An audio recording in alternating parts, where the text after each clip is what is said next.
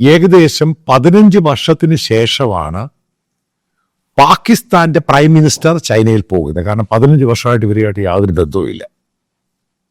Operation സിന്ദൂറിന് ശേഷം, അതായത് പാകിസ്ഥാനും അമേരിക്കയും തമ്മിലുള്ള ബന്ധമുണ്ടായതിൻ്റെ പേരിൽ പെട്ടെന്ന് പാകിസ്ഥാന്റെ പ്രൈം മിനിസ്റ്റർ ജപ്പാനിൽ പോവുകയാണ്, പ്രധാനമന്ത്രിയെ കാണാൻ. ഒഫീഷ്യൽ വിസിറ്റാണ്.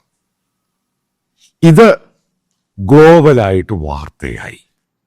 നിങ്ങൾ മനസ്സിലാക്കണം, ഓപ്പറേഷൻ സിന്ദൂറിന് ശേഷം പാകിസ്ഥാന് കിട്ടിയിരിക്കുന്ന ഒരു ഡിപ്ലോമാറ്റിക് ഹൈലൈറ്റ്സ് അത് ഗൾഫ് രാജ്യങ്ങളിലും പ്രതിഫലിക്കാൻ തുടങ്ങി. ഇവരൊക്കെ നേരത്തെ പാകിസ്ഥാന് ക്രൂഡ് ഓയില് കൊടുക്കുന്നതിന് കണക്ക് പറഞ്ഞ് അവർ കടം പോലും കൊടുക്കാൻ തയ്യാറല്ലായിരുന്നു.